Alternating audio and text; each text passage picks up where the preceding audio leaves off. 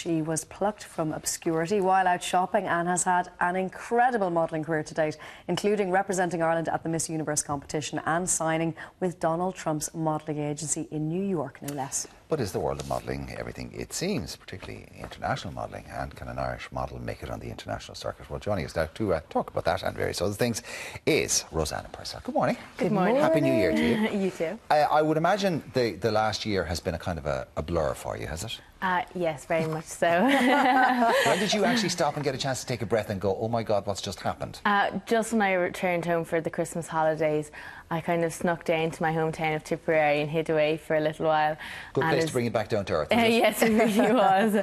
So I had a few days to rest there until coming back up to Dublin.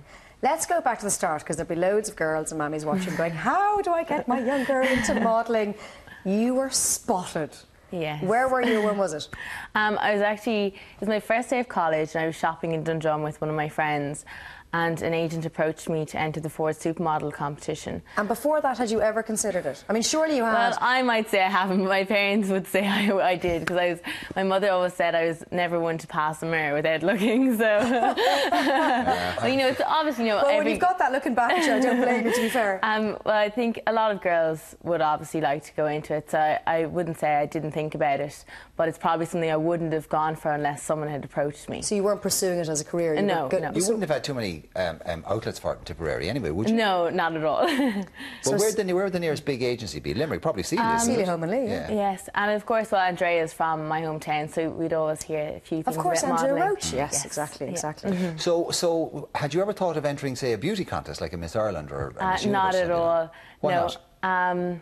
It just never crossed my mind. You know, I always thought I'd be I always saw myself maybe doing more editorial modelling, high fashion, rather than the beauty pageant thing. So did you kind of flick through the pages of Vogue and go, one day? Like, was that the dream? Like, is it high was fashion? a dream, but, you know, I never really thought I'd ever get the opportunity or chance to do something like that. So you went into the model search. You were picked. Yes. You ended up going to represent Ireland in Miss Universe. Well, no, I was in the Ford Supermodel. I didn't win that. Oh, no, but I meant later on you were picked. Yes, later on, yes, I was picked. And I went on to represent Ireland in Las Vegas, where I met Donald Trump, and I spent the month there, and I came 7th. Now, I heard a story, and I think it's a true story, and you can tell me if it isn't, and it's a story that illustrates how it can be cut and thrust out there, that your dress was stolen. Was that true? Yeah. Well, in the final round, and the final round, apparently you can win or lose it in the final round, and you had this incredible dress. Well, tell us about the dress that was made for you. Well, there was a dress made for me in Puerto Rico, and it was like €20,000 worth dress, all Swarovski crystals in blue. And it was stunning. It was absolutely stunning, and I only got to try it on once, and I have no pictures of it. Well, I do have a picture of it, but you know, I look back at it and I'm like, oh, I wish I got to wear it. So where was it hanging in your dressing room? Well, you see, we're all given certain people to help us change and things, and there was just so many that I think things got confused, because I had 2 dresses and we weren't sure which one I was going to wear in the end. I knew myself I was going to wear the blue one, but so I think there's just a little confusion, and, you know, backstage it was crazy. Yeah.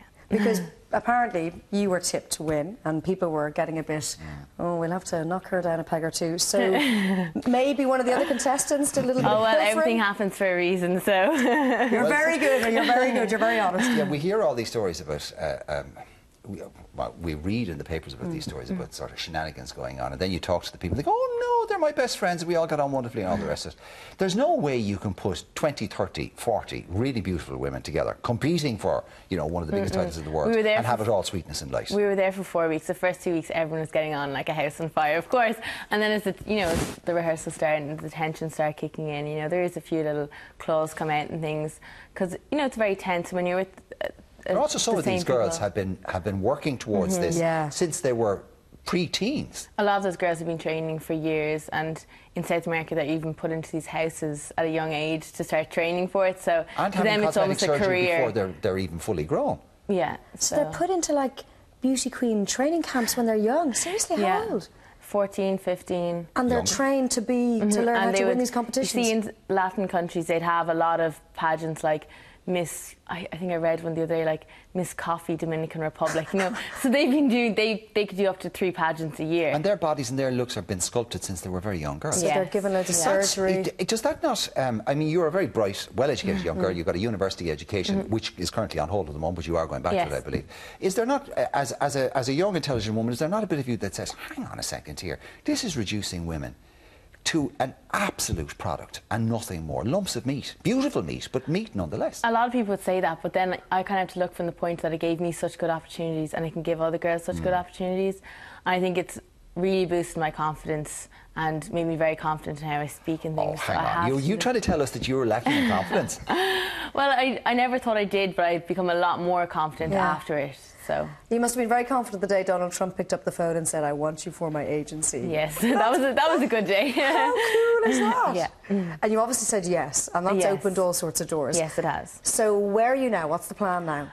Well, I'm with I just joined the Andrea Roach agency here, and I'm on my way to South Africa in 3 weeks now for swimwear season before heading back to New York. Oh wow. What about, I mean, the impact of this, obviously very positive on you. It's opened loads of doors, giving you more confidence and all the rest of it. But I remember reading a very good article with Nicole Kidman, who was a very successful model and beauty queen. And she was very negative about modelling. She said it's one of the worst things for a woman. She said, because if you're an attractive or beautiful young woman, what it does is it makes you... criticise yourself.